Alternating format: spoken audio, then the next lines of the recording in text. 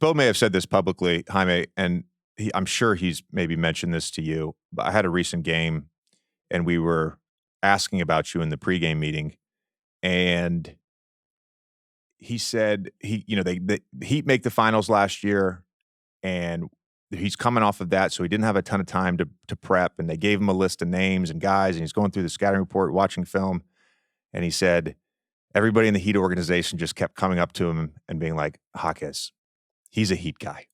He's a Heat guy. And I'm curious for you, now that you've lived it for a little bit, what is a Heat guy? Man, I think the one thing that comes to mind when you think of like a Heat guy is just someone that puts winning above all, and is willing to, always give their 100% no matter what the circumstance is.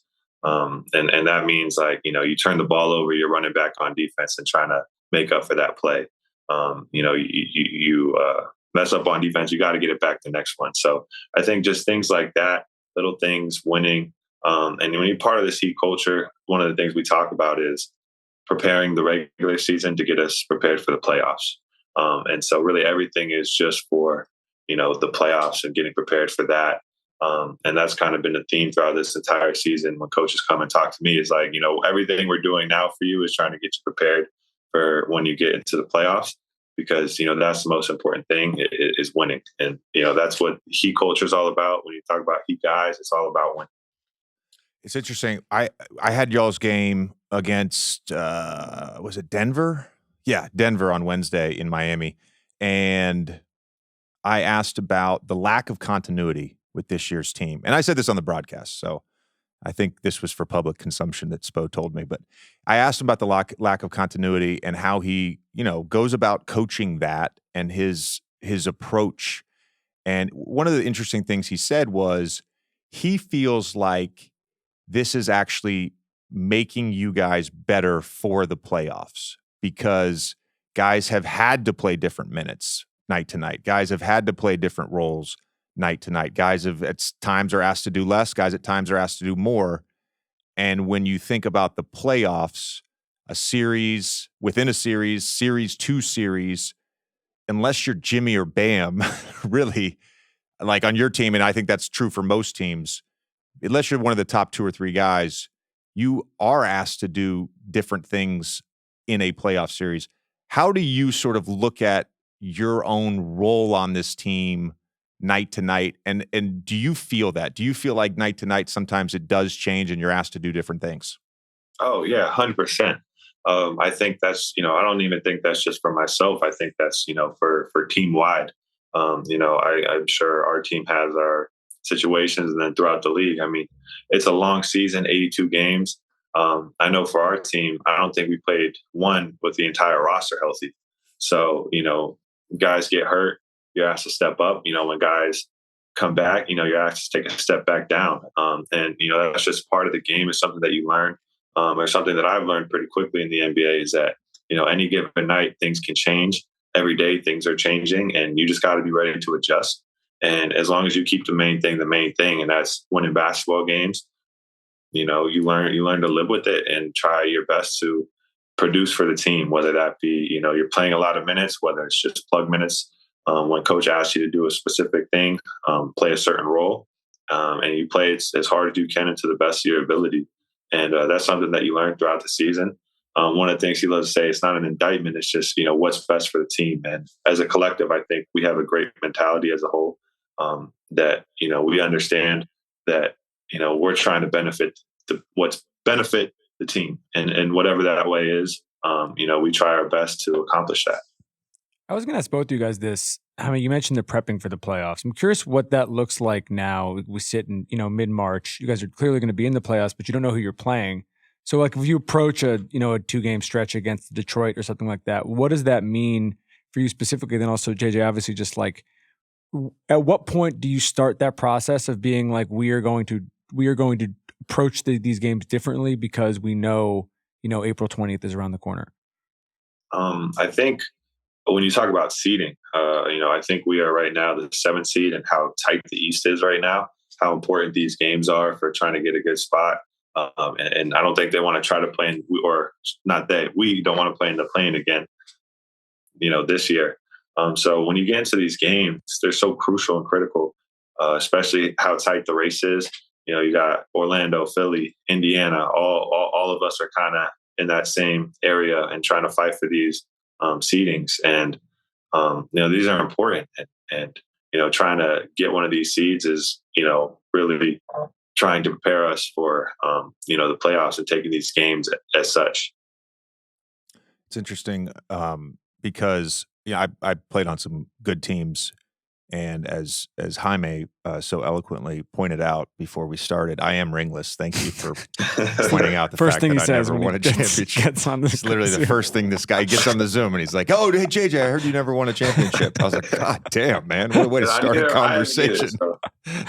That's true. That's true. No, I was going to say, being on good teams, I think that prep, Tommy, I think it starts post All-Star break, where you can really see the light at the end of the tunnel. And by the light at the end of the tunnel, I mean the end of the regular season.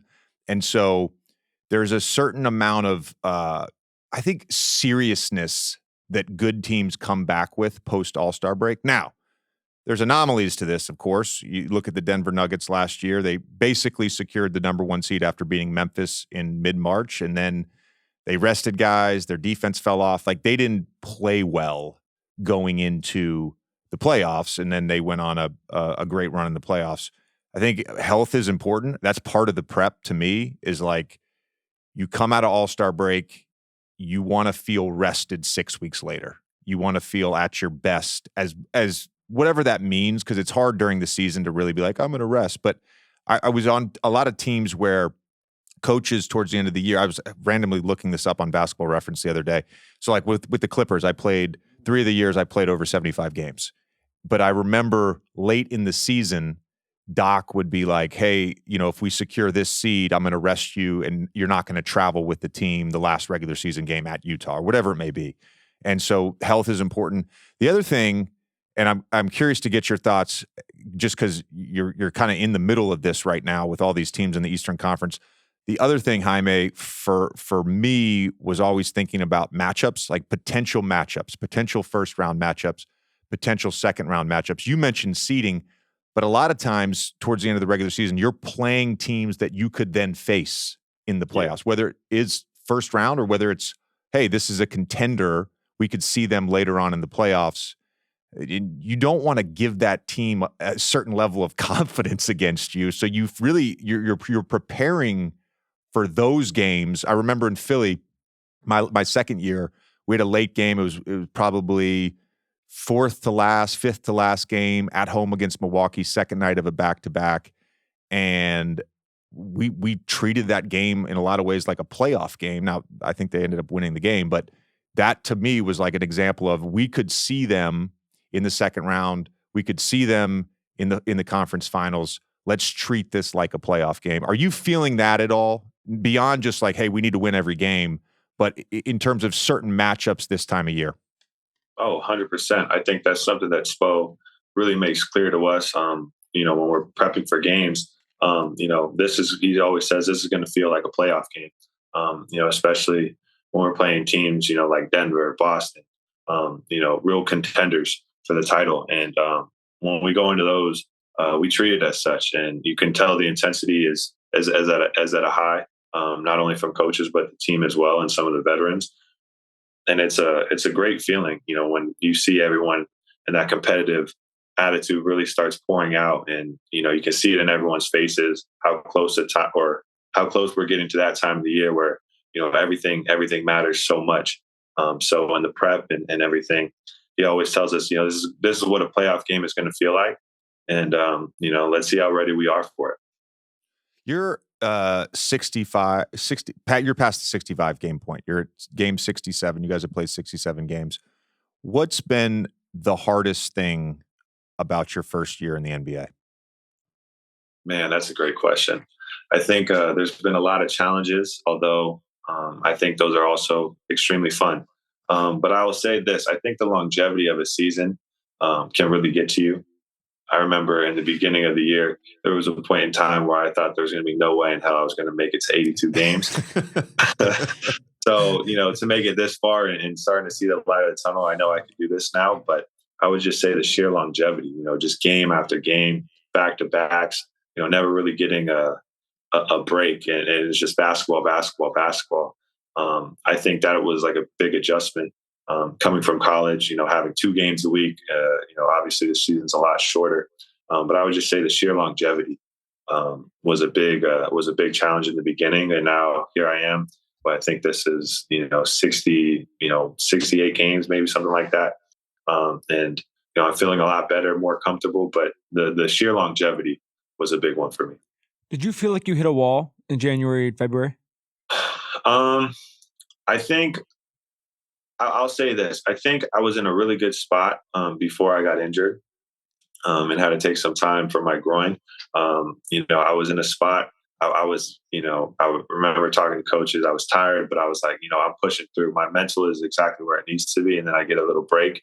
And then, talking to some of the coaches, you don't realize how much basketball you miss when you get hurt for that long of a time. It may be a week, but it feels like months. So coming back is for the first time was an adjustment for sure. Trying to get back into everything, trying to find a groove again. I think that's something that everyone's got to go through at some point in their career. It's just trying to adjust and figure out how you come back from something like that. I'm 100% now. I'm trying to find my groove again, but I think it was definitely a challenge for sure. Did you ever miss a game at UCLA? I think I missed one game. Game.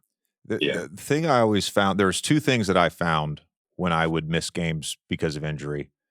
Number one, I would feel a real sense of guilt.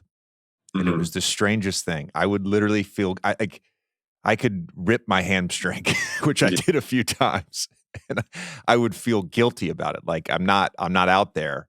Yeah. You mentioned missing the game, and I certainly felt that. The other thing that I felt was like sometimes it would take a game, sometimes it might take 2 or 3 games, but like even if it is only, let's say 2 games you miss or 3 games you miss, that's a week to a week and a half off of basketball. And it's really hard to just jump back in and be perfectly back on rhythm. No, 100%. And like you said, feeling guilty for missing. I completely understand where you're coming from. Especially myself, missing games is not something that I'm really accustomed to. So when I'm not playing, it definitely feels like, you're missing something and you want to get back so fast. But at the same time, you got the trainers telling you in your ear, slow it down. Your health is the most important thing. Caleb gave me some great advice too. He's like, listen, take as long as you need to get back healthy, because the last thing you want to do is make anything worse. That's a fact there. Who taught you your footwork? I would say I would just do a lot of, I don't know what you call it. I would just go to the park, honestly, when I was a kid and just imagine myself in big moments. And I would watch Kobe Bryant, his work on the low post and the block, and just so I go watch YouTube, and then I go to the park. Say that. I fucking knew you were going to say University.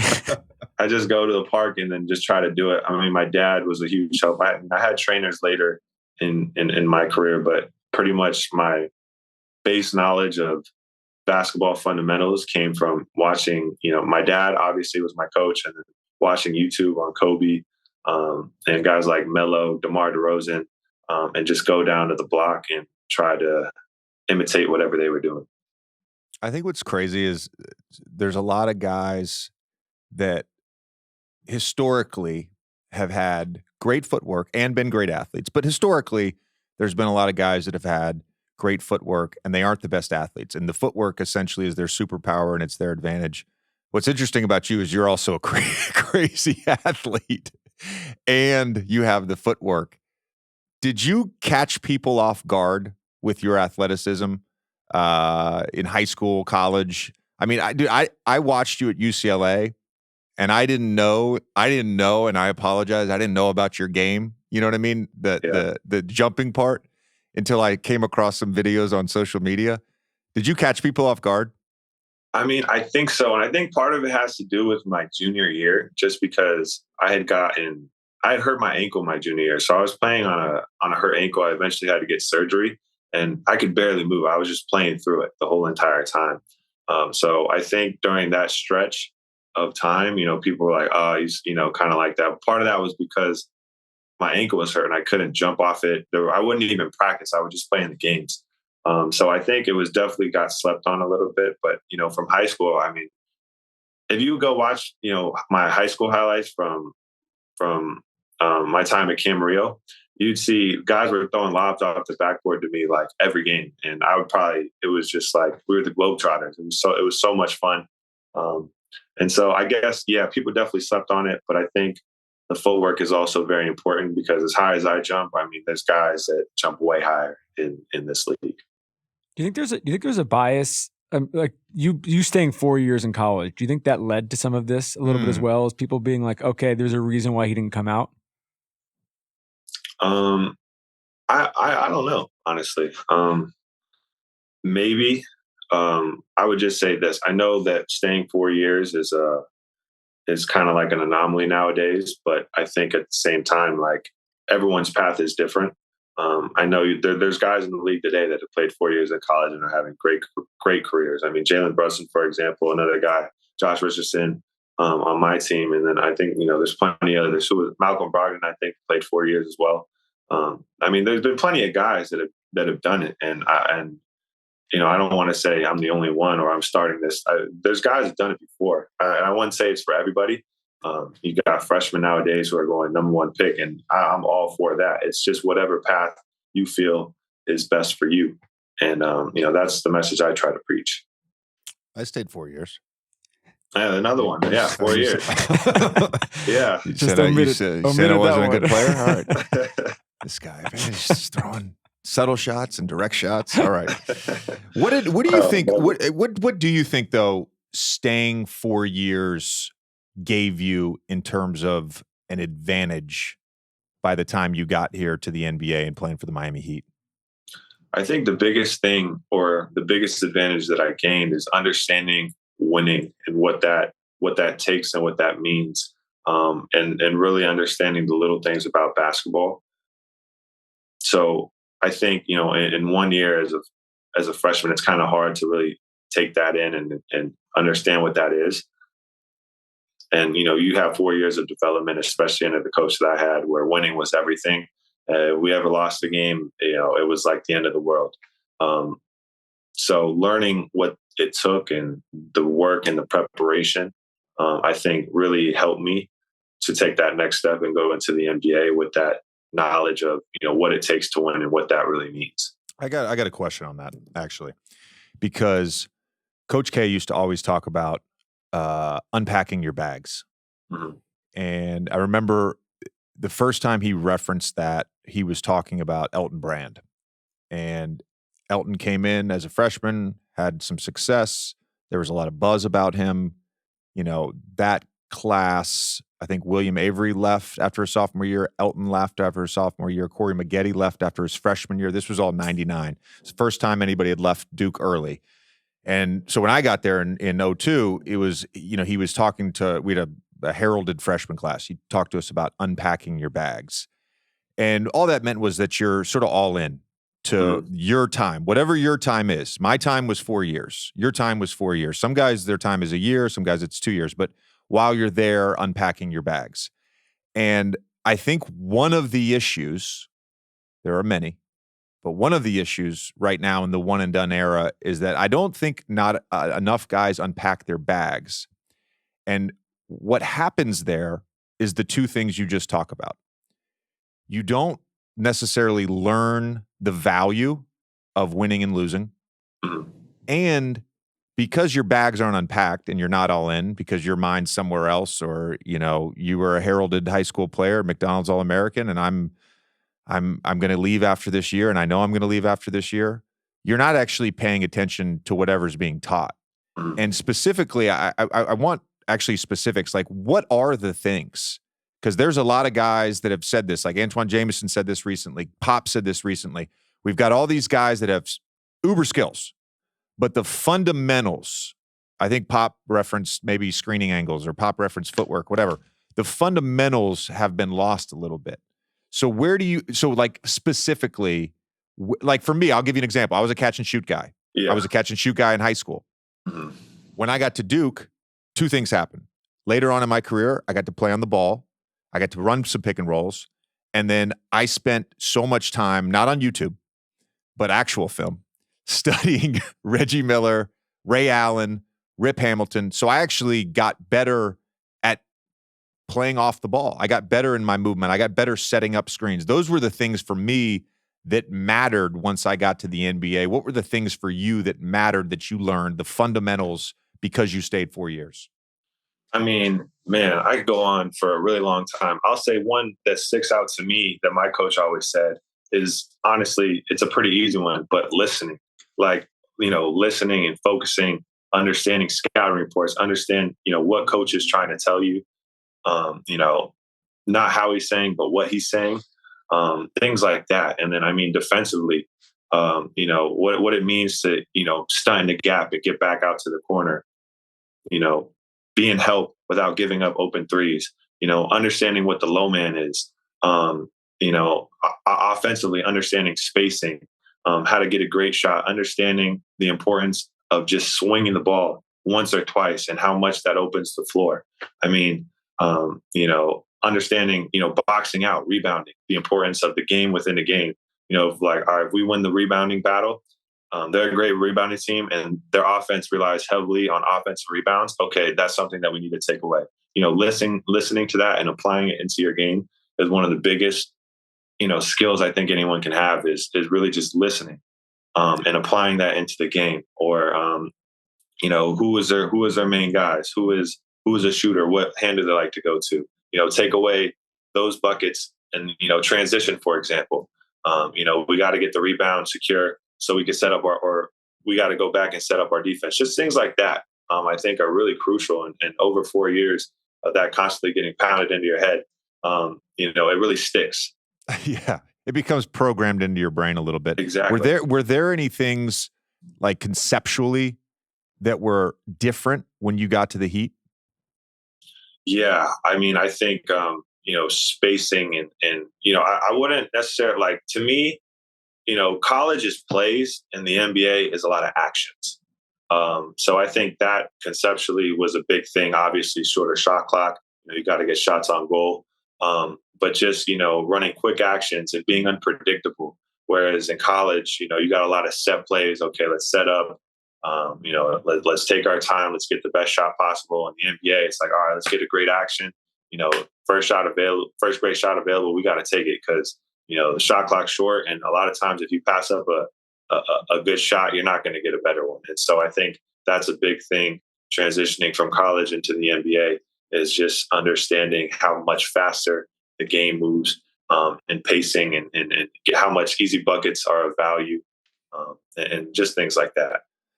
I understand what you're saying completely, and I want the viewer and I want the listener to understand what Jaime is talking about here. So let's say you wanted to run a wide pin down for Duncan Robinson, and if he didn't have the shot, he would then swing it to Terry Rozier, and you would run out of the corner, run into a ghost or slip screen. If they switch, you then roll to the basket. If that's not open, we get a swing back to Duncan. He goes into chase action. Those are all actions and concepts. Yes. In college, and people misunderstood. Last week I talked with Devin Booker, and people misunderstood what I was saying about fluff. Fluff is not an action that leads to a shot attempt. Fluff is just movement for movement's sake. So you can have misdirection that's not fluff. Yes. Misdirection is an entirely different thing. I was talking about like the dribble handoff for 15 seconds at the top of the key to get to a pick and roll. Just run the fucking pick and roll. You know what I mean? That you're not actually doing anything. You're not shifting the defense. Misdirection is a whole nother thing. Mhm. But in the case of what you're talking about, let's say a team wanted to get to exactly that action. That is a set play for a lot of college teams. That, okay, we're going to run this play. You're going to come off a pin down. Then you're going to swing it to Terry. And then Jaime is going to run out of the pick. And then he's going to slip. And then we're going to get bad because we want to get to that chase action with Duncan and Bam on the weak side. Right? That's the ultimate thing. That's a set play. Whereas in the NBA, you have to understand all these concepts on the fly. It's more free flowing, is what I'm saying, and what you're saying too. So I understand. I just wanted to clarify exactly what you were talking about. 100%. What was your biggest defensive adjustment? I would just say definitely on-ball defense. I think that was probably, my biggest red flag. Just trying to stay in front of quick, small guards. I think, myself, I think I'm really great as a help side defender and being disruptive. But as far as, on ball, that's something that I've, been working on this entire season, just to try to be a really lockdown defender and someone, if you need to get a stop, I'm trying to be the guy that coach, puts me on the best player. So that's what I'm working to, really trying to stay in front of the ball. There's so many incredible scorers in this league. And, I want my job, and eventually one of my best attributes is to be able to stop those guys. I was talking to Spo last week about you as well. And something he said to Mark Jones was, he was talking about how one of your advantages is just conceptual, or not conceptually, but intrinsically, your matchups night to night. You can find an advantage depending on the matchup. He mentioned guys like OG, right? He didn't say him specifically, but guys like OG that are like size, that can move their feet, right? That's not an advantage. But if you're being guarded by a bigger player, right, you can go out to the perimeter, you can use your handle, you can use your footwork, get by him. You're being guarded by a smaller player, you can go down to the post, use your size. And I thought that was really interesting that he found that, and he told us, he's like, I found that right away with Jaime. A previous conversation I had, he was like, he really struggled the first day of training camp. And then the second day I was like, oh shit, that kid's got something. Did you feel like you struggled the first day of training camp? Maybe it wasn't training camp, maybe it was just preseason pickup. I don't know. Yeah. I mean, I think when you get there, it's definitely, it's all coming at you so fast. You're trying to learn different things. You're seeing guys, and you're in the NBA for the first time, and you're just, and in my eyes, I was trying not to mess anything up. But I think, eventually you get more comfortable, and then I realized that, I belonged here, and this is this is why they drafted me, and this is what I was here to do. So I guess as the time went on, I just became more comfortable. And as far as, trying to find an advantage, I think it's the most important thing is just trying to find, or taking what the defense gives you. I think that's the biggest thing, and trying to slow the game down as much as possible to try to find advantages in any way I can. There's been a really fun national campaign for Hotels.com, not a pod sponsor, giving you a free shout out, Hotels.com. But it's been a fun campaign. Nikola Jokic and Peyton Watson had a commercial. You and Jimmy have a commercial. There's a comedic element to it. How did that commercial come about? Was that Jimmy just taking care of his rook? Yeah, I mean, they had told me about the commercial. They told me that Jimmy was going to be in it. I think they came to both of us and thought it was going to be a great idea. It was in Los Angeles. We got it done in a day. So it was kind of before training camp, preseason. I think it was just after Summer League when it happened. We got to spend the day together, learned a lot. And, we've had a great relationship ever since. Your favorite Jimmy story? I mean, I would just say one of the things that just threw me off guard is, like, I think it was maybe like the second or third game. We're getting ready, and he's like playing Ed Sheeran to get himself, I don't know, get him hyped up, calm down. I don't know, but I just thought that was hilarious. Usually in a locker room, everyone's playing like music to get him hyped up, but he's playing like the sad Ed Sheeran song in the locker room, just blasting it. It just really threw me off guard. That's amazing.